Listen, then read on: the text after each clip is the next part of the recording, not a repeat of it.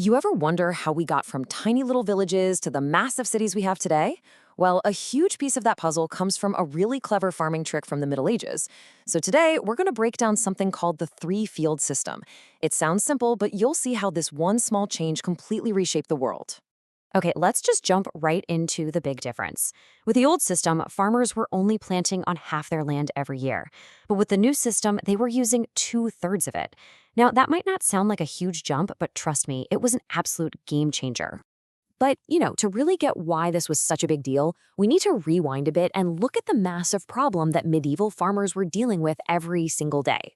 Okay, so for hundreds of years, farmers used what's called the two-field system. Super simple. Plant on one field, let the other one rest. But the population was growing. You had more and more mouths to feed, and leaving half your potential farmland empty, well, it just wasn't going to cut it anymore. They desperately needed a better plan. So, what was this brilliant solution? It was actually a really simple but honestly revolutionary idea. Instead of splitting their land in two, they decided to split it into three parts. And here's how it worked. It was all about a 3-year rotation. You'd have one field for winter crops, like wheat, a second field for spring crops, like oats and beans, and you'd leave that third field completely empty to rest and recover. Then every year, each field would switch jobs. Now, I mentioned leaving a field to rest. The official term for that is fallow. What does that actually mean? It's basically a gap year for the soil. See, back then, they didn't have modern fertilizers, so this was the only way for the ground to naturally get its nutrients back. It was an absolutely essential part of making the whole system work. This 3-year cycle was the secret sauce. So a field would grow winter crops one year, then spring crops the next, and then it would get a full year off to chill out and recover. This whole process made sure no single piece of land got overworked, which kept the soil healthy and productive for generations to come. So what did all this actually lead to? What was the big payoff? Well, this new farming method didn't just change farming. It changed pretty much everything. It created this incredible ripple effect that totally transformed society. Let's start with the most obvious win. The three-field system instantly bumped up the amount of land being used for food from 50% to about 66%. That extra 16% might seem small, but it meant a massive increase in the food supply, which was exactly what a growing Europe needed. And this chart here just shows you that jump perfectly. Look at the old system on the left. Half the land is just sitting there. But with the new system, boom, you get 2/3 of your land working for you. That is a huge leap in productivity.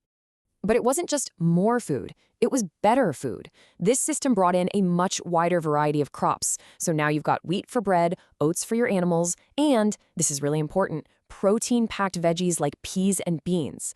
This led to a way healthier and stronger population. Having 2 different harvests a year also acted like an insurance policy. Let's say a bad storm wiped out your winter wheat crop. In the old days, that would mean famine. But now, you still have the spring harvest of oats and beans to fall back on. It made starvation much, much less likely. And here is the absolute genius part of the whole system: legumes. We're talking about plants like peas and beans. What's so amazing about them is that they naturally put vital nutrients, especially nitrogen, back into the soil. So they were basically a natural fertilizer that made the fields healthier every single time they were planted. Of course, all this extra farming meant farmers needed an upgrade in their tech. They ditched the flimsy old wooden plows for heavy iron ones that could dig into tougher soil. They also developed a new kind of horse collar that let horses pull these heavier plows with all their strength, making them way faster and more efficient than oxen. So, as you can see, this upgrade to farming didn't just stay in the fields. The effects just rippled outwards, totally transforming medieval life and really paving the way for the modern world. With all this extra food, a surplus, something incredible happened. For the first time, not everybody had to be a farmer. People could start to specialize in other jobs. This is where we see the real rise of careers like blacksmiths, weavers, and merchants, which created a much more complex and interesting economy.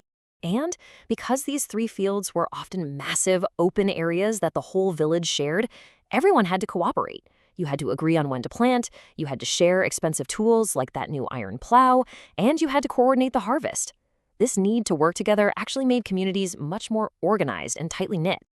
When you look at it, this whole thing was really an early form of sustainable farming.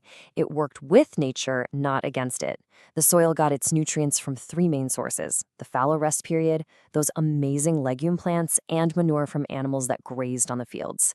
Everything was recycled in a closed loop that could last for centuries. So ultimately, all of this led to a huge population boom. A stable food supply meant people were healthier, they lived longer, and families grew. This is what allowed small villages to expand into towns, and those towns to grow into cities.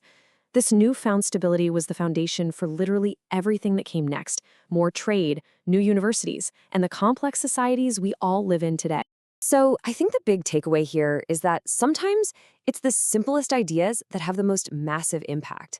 The three field system wasn't some high tech invention, it was just a smarter way of organizing things.